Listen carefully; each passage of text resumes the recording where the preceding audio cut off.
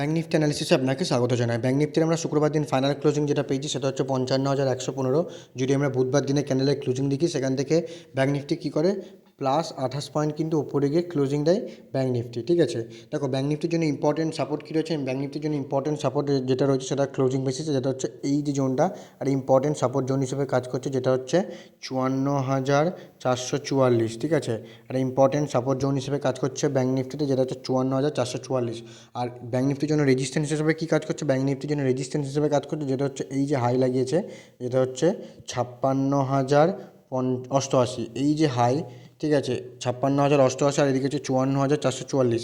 যদি আমরা দেখি উপরের সাইডে রেজিস্ট্যান্স রয়েছে 56,088 এবং নিচের সাইডের সাপোর্ট রয়েছে হচ্ছে 54,444। ঠিক আছে, মার্কেট যদি দেখি আমরা এই যে হাই লাগানোর পর থেকে মার্কেট যদি দেখি লাস্ট এক সপ্তাহ আর 7-8 দিন ধরে মার্কেট কিন্তু কী করে এখানে কনসোলেট করছে 56,088 থেকে 54,444, মানে 1600 পয়েন্টের 1500-1600 পয়েন্টের মধ্যে এই যে রেঞ্জ, এই রেঞ্জের মধ্যে কিন্তু ব্যাঙ্ক নিফটি কী করছে কন্টিনিউয়াসলি কিন্তু টাইম কাটিয়ে যাচ্ছে, মানে সাইড ওয়েজ আছে। ঠিক আছে, যখনই মার্কেট কী করবে রেজিস্ট্যান্সের আর হচ্ছে সাপোর্টের গোড়ায় গিয়ে মার্কেট যখনই কোনো রেঞ্জ করতে থাকবে এবং রেঞ্জ করার মধ্যে বা সময় কাটাতে হবে এবং সময় কাটানোর পরে যদি মার্কেট কী করে আপসাইডে ব্রেকআউট করে এবং ডাউন সাইডে যদি ব্রেকডাউন করে তাহলে কিন্তু সেখান থেকে একটা বড় মুভ দেখা যেতে পারে সাপোর্ট এবং রেজিস্ট্যান্স অবধি। ঠিক আছে, তো তার জন্য মার্কেট কী করে, যদি এখন দেখি মার্কেট রেজিস্ট্যান্সের মধ্যে রেজিস্ট্যান্সের কাছে যায় যেটা হচ্ছে 56,088, এই রেজিস্ট্যান্সের কাছে, এবং রেজিস্ট্যান্সের কাছে গিয়ে মার্কেট কী করে 7-8 দিন ধরে একই জায়গায় কিন্তু কনসোলেট করে এবং সাইড ওয়েজ জোন হিসেবে সময় কাটাচ্ছে। ঠিক আছে, তো মার্কেট যতক্ষণ না মার্কেট এর উপরে ব্রেকআউট করছে বা এর নিচে ব্রেকডাউন করছে ততক্ষণ কিন্তু এখানে কম কোয়ান্টিটিতে ট্রেড করো, কারণ এখানে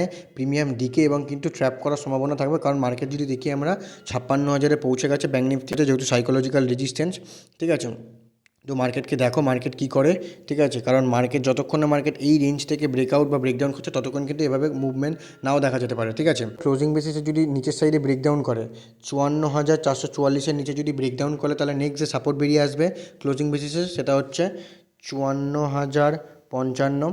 ঠিক আছে, যদি মার্কেট কী করে 54,544-এর নিচে এই যে জোনটা রয়েছে এর নিচে যদি ব্রেকডাউন করে তাহলে নেক্সট সাপোর্ট বেরিয়ে আসবে 54,055। যদি এই সাপোর্টকে ব্রেকডাউন করে তাহলে নেক্সট যে সাপোর্ট বেরিয়ে আসবে সেটা হচ্ছে এই যে গ্রিন ক্যান্ডেল, এই গ্রিন ক্যান্ডেলের লো কিন্তু একটা ইম্পর্টেন্ট সাপোর্ট হিসেবে কাজ করবে ব্যাঙ্ক নিফটিতে, যেটা হচ্ছে 53,222। ঠিক আছে, ব্যাঙ্ক নিফটিতে 53,222 কিন্তু একটা ইম্পর্টেন্ট সাপোর্ট হিসেবে কাজ করবে। যদি মার্কেট কী করে 54,000-এর লেভেলকে ব্রেকডাউন করে তাহলে নেক্সট সাপোর্ট বেরিয়ে আসবে সেটা হচ্ছে 53,222। ঠিক আছে, এর মাঝে কিন্তু সেভাবে কোনো সাপোর্ট নেই, কারণ এর মাঝে যদি দেখি নেক্সট ক্লোজিং বেসিসের সাপোর্ট হচ্ছে 53,222।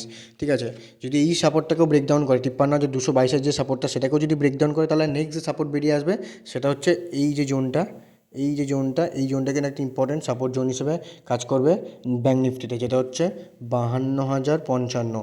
ঠিক আছে, মার্কেটকে যদি দেখি মার্কেট যদি নিচের সাইডে ব্রেকডাউন করে তাহলে মার্কেটের যে গ্যাপটা সেটা কিন্তু প্রায় 700-800 পয়েন্ট কি 1000 পয়েন্টের কিন্তু গ্যাপ রয়েছে। ঠিক আছে, সেইখানে কিন্তু মার্কেট আসতে পারে যদি মার্কেট কী করে, যদি প্রথমে এই যে জোনটা রয়েছে সাপোর্ট জোনটা যেটা হচ্ছে 54,444, যদি এটাকে ব্রেকডাউন করে তাহলে নেক্সট যে সাপোর্ট বেরিয়ে আসবে সেটা হচ্ছে এই যে জোনটা যেটা হচ্ছে 53,222। ঠিক আছে, যদি এটাকে ব্রেকডাউন করে তাহলে নেক্সট যে সাপোর্ট বেরিয়ে আসবে সেটা হচ্ছে 52,055। ঠিক আছে, এইখানে কিন্তু মার্কেট আসতে পারে। যদি মার্কেট কী করে এখানে সময় কাটানোর পর বা রেঞ্জ কাটানোর পর যদি দেখা গেলো মার্কেট আপসাইডে ব্রেকআউট করলো, কোন সাইডে আপসাইডে ব্রেকআউট করলো যেটা হচ্ছে 56,000-এর যে রেজিস্ট্যান্স সেটা হচ্ছে স্ট্রং রেজিস্ট্যান্স, যেটা হচ্ছে উপরের সাইডের যে রেজিস্ট্যান্স যেটা হচ্ছে 56,088 একটা স্ট্রং রেজিস্ট্যান্স। যদি মার্কেট কী করে 56,088 যে রেজিস্ট্যান্স সেটাকে যদি ব্রেকআউট করে তাহলে নেক্সট যে রেজিস্ট্যান্সে মার্কেটে দেখা যেতে পারে সেটা হচ্ছে 56,388। যদি 56,388-কে ব্রেকআউট করে তার নেক্সট যে মুভ বেরিয়ে আসবে সেটা হচ্ছে 56,555। যদি 56,555-কে ব্রেকআউট করে তাহলে নেক্সট যে রেজিস্ট্যান্স বেরিয়ে আসবে সেটা হচ্ছে 56,833। এই রেজিস্ট্যান্সগুলো ব্যাঙ্ক নিফটিতে কিন্তু দেখা যেতে পারে ক্লোজিং বেসিসে। ঠিক আছে, যদি মার্কেট কী করে এই জোনের মধ্যে সময় কাটায় তো এই জোনকে অ্যাভয়েড করো, কারণ এটা একটা সাইডওয়েজ জোন না, মার্কেট এখানে মুভমেন্ট কিন্তু সেভাবে পাবে না, এটা একটা 1500 পয়েন্টের মতো একটা চ্যানেল।